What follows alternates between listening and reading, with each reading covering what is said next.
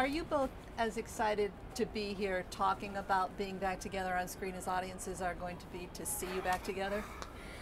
Yeah, we're excited. We're really excited. It is exciting, especially after seeing everything come together. I mean, Justin did such an amazing job under all that pressure, and with just with the way the machine works today, I'm just in awe at how quickly, and how fast the Fast franchise feature film 6 came together. I mean, come on, think about it. From its inception. That's true. Like, no finished script. Like, it was pretty damn amazing, the feat. Yeah, everybody. That's some serious teamwork between, Universal, between, the One Race production team, Justin Lin, incredible. Just like... Yeah, everybody came together for this one. And I think everybody... That was good. Across the board wanted to make this the best film, which is rare. It's like every time I see a movie with Paul Walker, one of these movies, he always walks out saying the same thing. The best one's in the can, the best one's in the can. And I'm like, what kind of pressure are you putting on people, man? You expect to outdo this and tell me you're like 300 opening weekend? But it's a good kind of pressure, because they're also saying they want to reach for keep reaching higher and higher, which is a good place to be as an artist, and especially a good place to be when you're a part of something like this. You feel a certain vested interest in it, ownership to it, all those feelings of family, and it's a good feeling to be standing before Big Ben.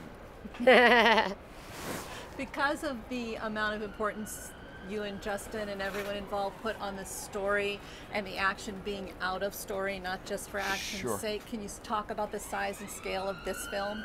It's huge. It's huge. The size and scale is huge. And one of the things that I think Justin didn't want to be held back with too much reality on this. I think on this one, on the 6th one, I think he wanted to take off the training wheels and just go as crazy as he can go and use that imagination to the fullest. And I think it shows in this. What grounds this, the irony is, what grounds this movie is that heart. So in some ways, it's a perfect storm. He's able to, we were able to do over-the-top stuff and own it. And we were able to do that because the heart in the picture is so strong and so present that it allows us to kind of have this fantasy process.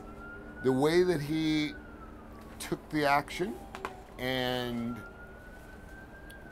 made sure that even though a scene was competing on an action level, he was getting immense story out of it. He was, perfect example is the race around Piccadilly Circus. It's a race around Piccadilly Circus that in any other movie would be just a straightforward race / action. But that's a testament, I must cut you off, it's a testament to the teamwork, because Paul Walker came up with the fact that the cops came out behind us in that. And that's everyone a great that's testament to the influence that that the actors have, and the openness that there was, at least receptivity to whatever works. You know what I mean? So there's definitely a lot of dialogue between the actors. For me specifically, as a girl, it's always the dialogue, because I guess the boys a lot of the time don't know how strong women would talk. It's not necessarily like, I want to beat you up, kind of thing. But that receptivity, that teamwork, that's what I think really brought the heart to the whole thing. Sure. It's a great, you really get the sense of a team working together to try to knock something out of the park. Michelle, you have a couple of scenes in this movie that people are going to be talking about for, I think, decades. Will you talk about the Letty Riley fight and what went into that? Oh, that's awesome.